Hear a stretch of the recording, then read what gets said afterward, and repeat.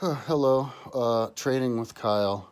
Welcome to my new series. This is going to be on my main channel where I talk about training.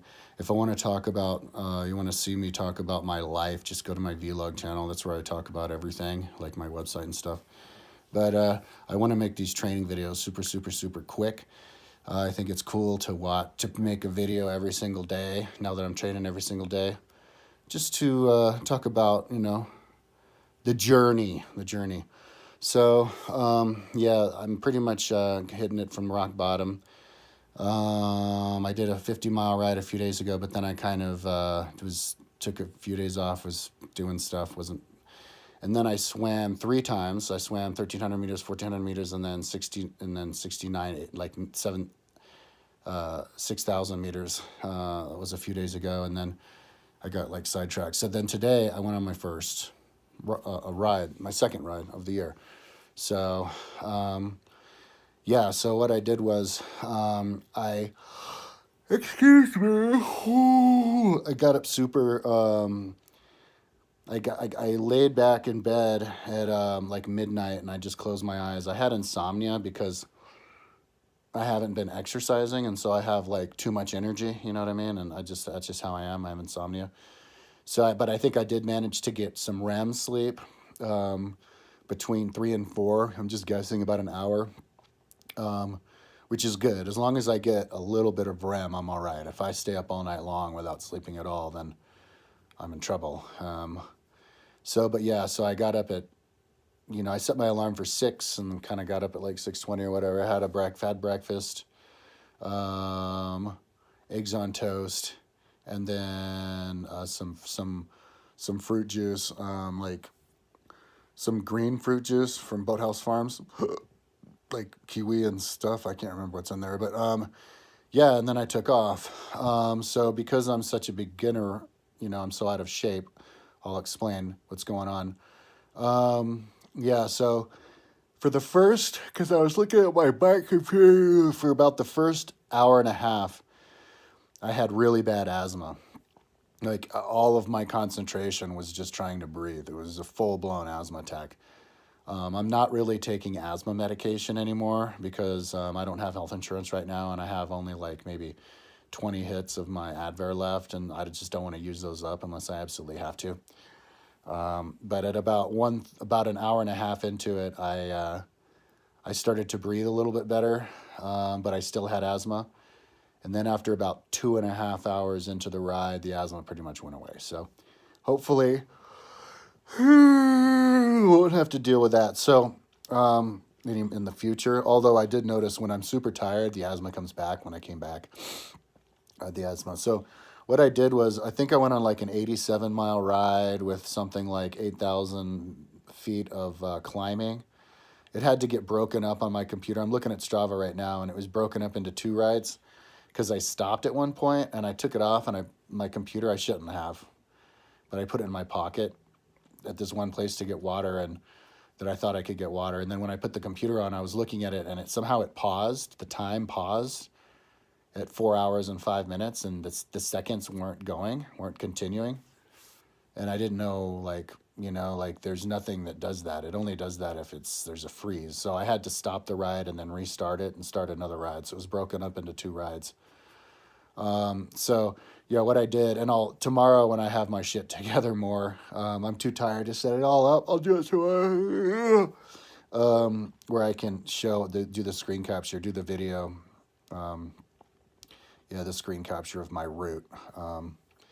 And it's not even a full route anyway. So what I did was I rode my bike from Boulder up to Lyons, and then up the hill to Estes Park, and then up over a pass. So Boulder's 5,800 feet, and then the pass was like 9,100 feet or something. So it was a lot of climbing, and then some rolling hills to Allen's Park, and refilled my water bottles there at a spring, and then rode. I was thinking about maybe riding all the way to Boulder Canyon, but I saw the sign saying it was closed, so I rode to Ward, and then went down Ward, and then went up Lee Hill. So one more climb. So, and then came home. So that's what I did. Okay, so as far as physically, my obviously I has asthma, but then After that, my big issue was my knee. My knee was hurting, but it wasn't totally, de- um, you know, debilitating. Although when I stopped, at one point I stopped and my mom called and I tried to answer, but my phone wasn't answering.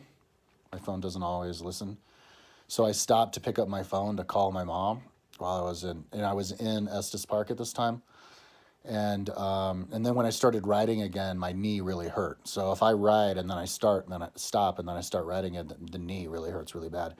And then I stopped at another point to put my earphones died, and I got some new iPods in the mail this time. So now I can bring two pairs of iPods with me, so I don't have to wait 15 to 20 minutes for them to charge up again. I can just switch out iPods and never worry about the case running out in case I ever want to go on a really long ride. But these iPods didn't burn out in the entire, like, it was like a 7 hours of riding or something that the ride was.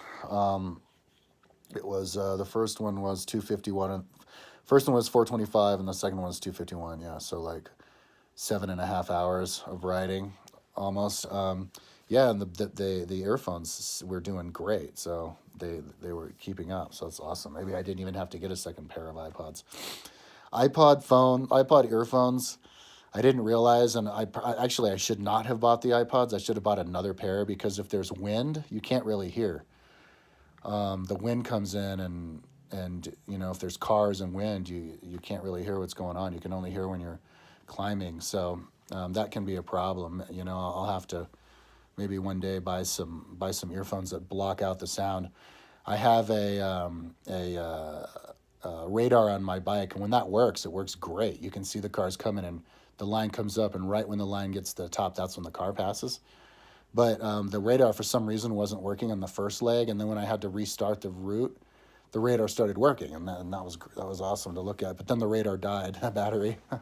So, but now it's getting charged right now. So, yeah. But when I stopped to take off my earphones, my knee started hurting again, really bad. And at one point, the part of the knee that goes over the kneecap that makes the leg go up, it felt like it had just popped, like inflamed, like the Hulk, just poofed up, and then it started to creak and it hurt really bad.